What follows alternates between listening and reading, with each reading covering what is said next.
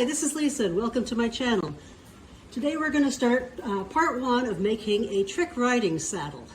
I've chosen to make a trick riding saddle because I think this is really lacking from the show scene. You could do so many different things with this, and after we finish the saddle I will also be doing the doll's clothing and how to set her up so you can make a real fun setup. I've chosen to do this in purple because they're my favorite colors. I like to do them. They're the colors of my show barn here. You can do them in any color at all. Usually white is used if you use a regular saddle style, but this is a mix, mainly a European style saddle, because it's pretty easy just to be able to make another Western saddle in white. So this is taken from basically from a real saddle, and I've done a lot of research on this. You can find the pattern linked below, and in the pattern there is all sorts of information like how to do tricks, various links, the real saddles, different straps you can use. I've put an awful lot of work into the pattern and I really appreciate everybody's support. So let's get started. Once you've printed out the pattern, the first thing you're going to do is cut out the base, and we're going to try that on the model. Here I've cut out the seat and the base, and I'm just trying that on the model to make sure it's the right size for my model and for the doll. So make sure she has enough room on that seat. And this 100% will fit this model, or this size of basically a medium-sized Breyer. So if you want another size, if you don't like it, either reprint it at a smaller percent or a larger percent and try to cut out again. As you can see, you don't need much leather to use this. Now, to make this, I am using a kangaroo leather, and all of this stuff is linked in the pattern with explanations, links, whatever you need. So when you cut, make sure you have your leather upside down and tape that on. For the skirt, you're going to have to cut one that side and one on that side. So right now we're just working on the base. Once you've cut out the base, you're going to line that up. And with a stitch marker, I'm just going to mark this. It's reference only for gluing, just so you have an idea where to put the tree.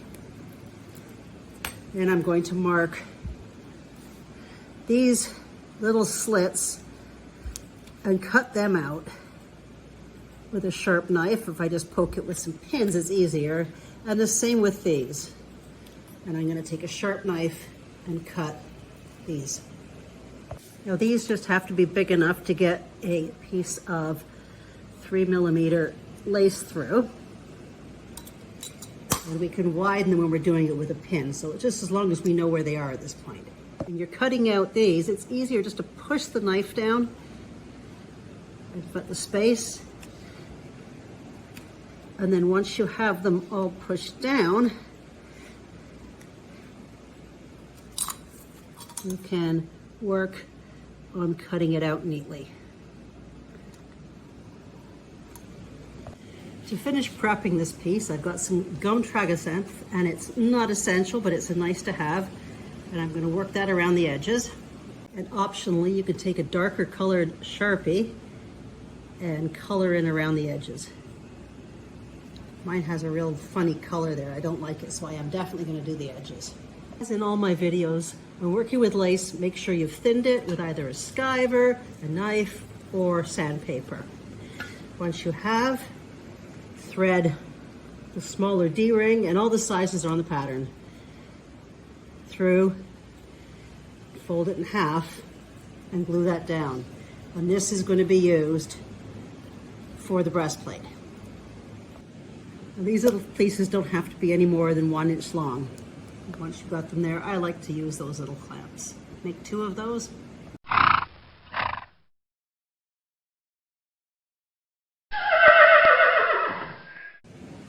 Putting a little tip on the end makes it easier to put through.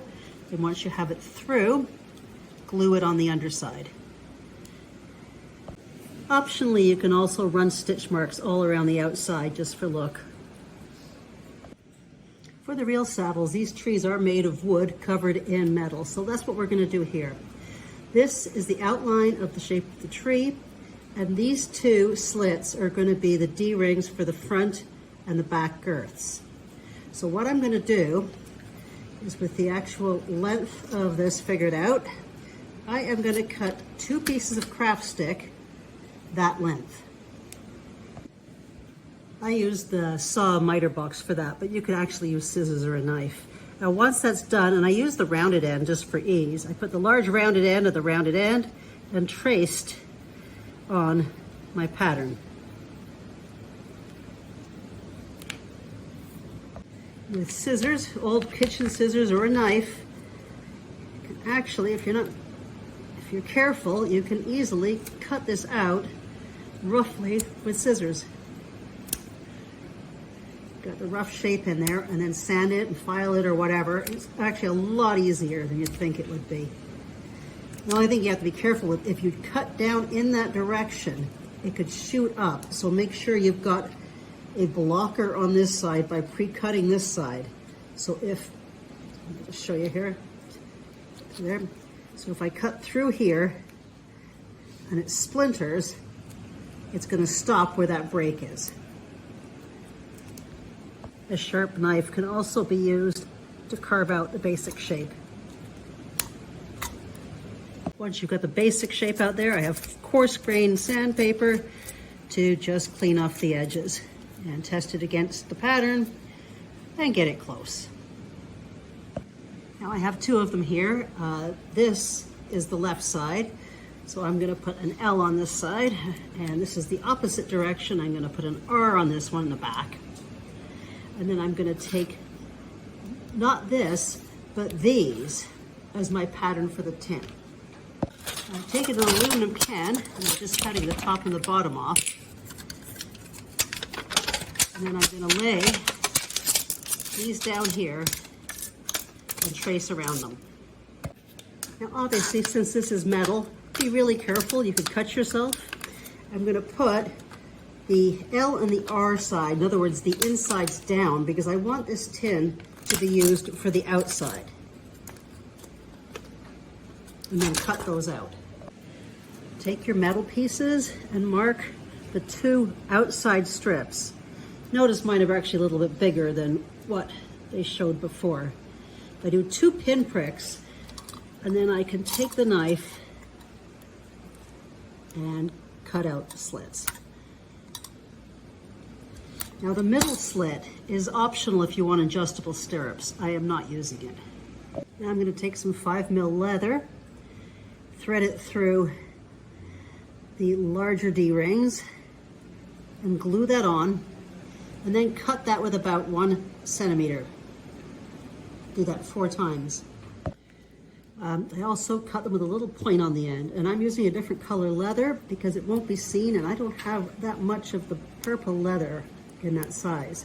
So I'm going to make a larger slit, and with the point I used, I can pull that through fairly easily. And I'm going to do that with all 4.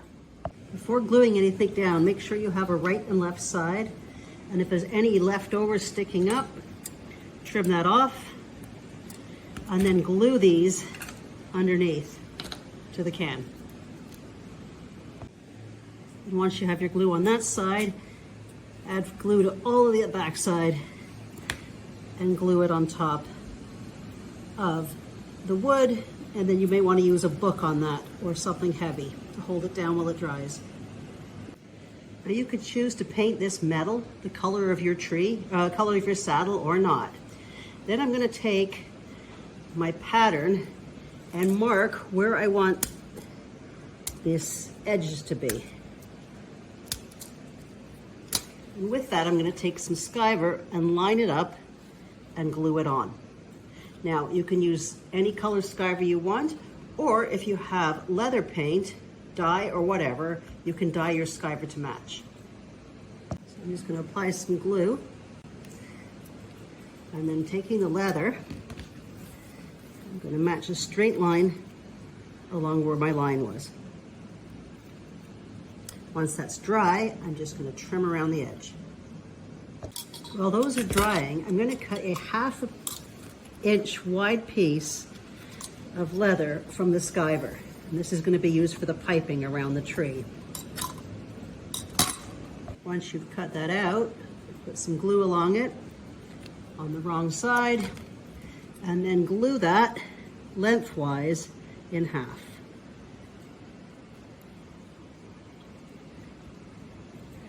And if you want to paint that or dye that as well, you can now do that.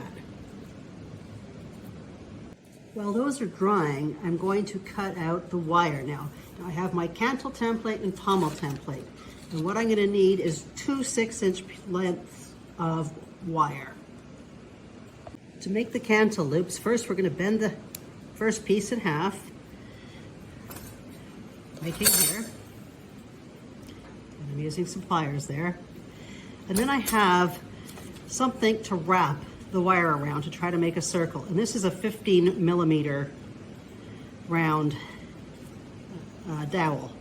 And that's going to help give you the round shape on both sides. These bend out really quickly with something to wrap it around. And once you've got it to about where it is, we're just going to hold it at that spot and bend it out. For the pommel piece, I'm doing the same, folding it in half. And I'm going to put it on the pattern. And where this bend is, I'm just going to hold it, the whole thing with my pliers, and bend the 2 pieces out. I can then curve this accordingly. And again, this will be changed up a little bit when we're working with it. That's okay. You can see how this is going to sit up here. You can adjust it. You can have a different height if you want, but that'll give you an idea. And we're going to be trimming this off as needed. Now take the pommel piece and some good fast glue, strong glue, such as a super glue, and your little rivet. And we're going to glue the rivet onto the top. Now glue that on vertically and let it dry upright before you do anything else. Now that these are dry, I'm going to cut the piece the right size to go around there. Cut that to size and then glue that on. Apply the glue around the edge, glued that down, and then once it's dry, I'm going to trim off the rest at the back. It sticks out. Now we're going to wrap these pieces. Now to do that, you could use a 1/8 inch ribbon, fabric ribbon. You can use a piece of leather, very thin. You can cut a little piece of electrical tape, or what I'm going to use is floral tape. I like it because it's kind of sticky and much easier to work with. And here I'm going to tape from about here, actually only from here to here, so just this round part. This will all be hidden, so just tape through here.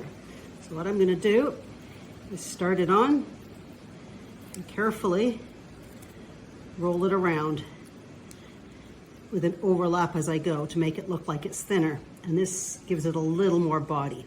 It's hard to get started, but once it's started, it's not hard.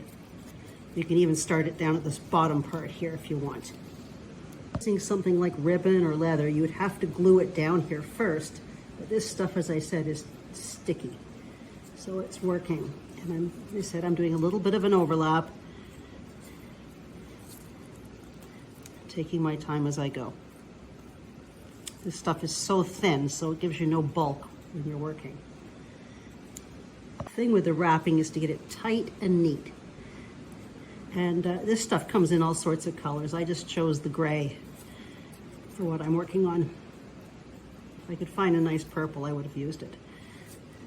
There's the first piece wrapped, and don't worry about the shape. We'll reshape it once we are working on it into gluing it onto the tree. Press it down, make sure it's all nice and neat. And I didn't use any glue for this at all because it's a form of tape, obviously.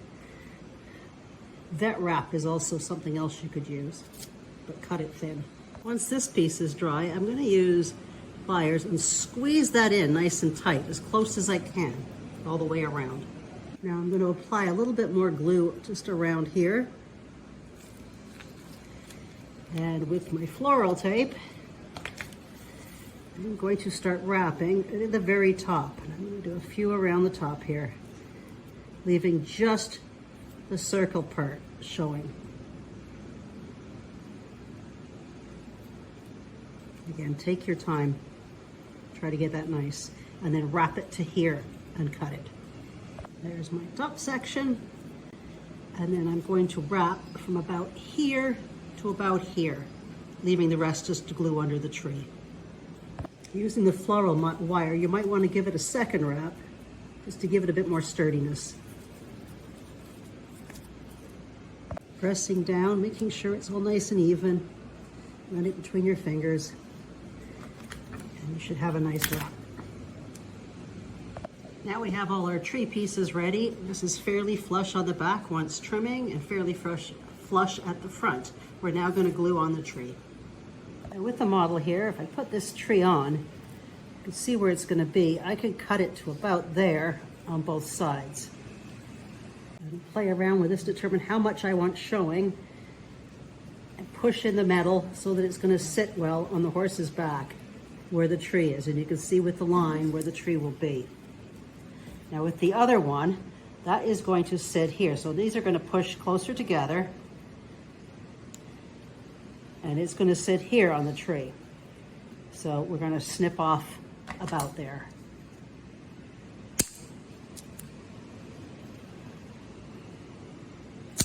You just want just enough to get underneath that tree. Now take quite a bit of glue and put it on the back of the tree and stick it on. Same with the other side.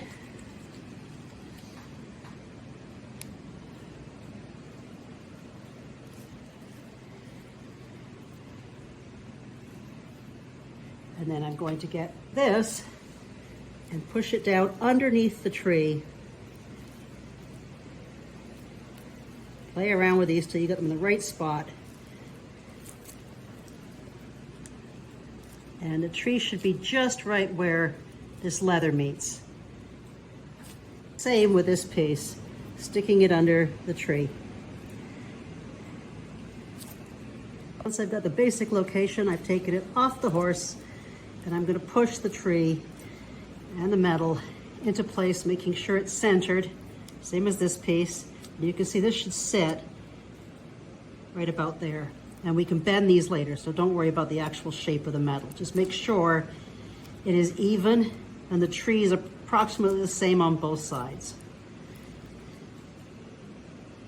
Once I have everything in place and pushed down with my fingers, I'm going to put it back on the horse, make sure it fits, and let it dry. For the skirt, make sure you cut out both the right and left side. And again, use the back for that. Next, make sure this top part that's going to be glued on is thin. You can use sandpaper or skiver for that. Just this section right here on both pieces. Then finish your edges with the gum and with the Sharpie like you did with the other piece to make it match. If you want stitch markings, you can add those now. Now line up your pattern, and where these are, these two marks, there won't be four, this is just changed on mine, and then flip it over and do it on the other one. Now, this top one is for a 1/8 inch piece of leather for your stirrups, and the bottom one is to run the wider 5mm leather through. So take a sharp knife and split those at the right size to get those side pieces of leather through. I've cut 2 pieces of 1/8 inch lace, and I'm going to thread those through my stirrups. Now, I've chosen English stirrups for mine, and there's more information on that in the pattern. With a stroud strap that's going to hold the stirrups to the girth, you could take a little 2-inch piece of very thin leather, or use a ring and a hook later. So I'm just going to take this and glue it into a circle. Now take your stirrups, and on the upper one, stick those stirrups through. Now using a pin can help make that hole bigger, and tweezers will help pull it through. Make sure the stroud strap is at the back. That's it for this video. Join me next week while I finish off the saddle. Thanks so much. Ciao.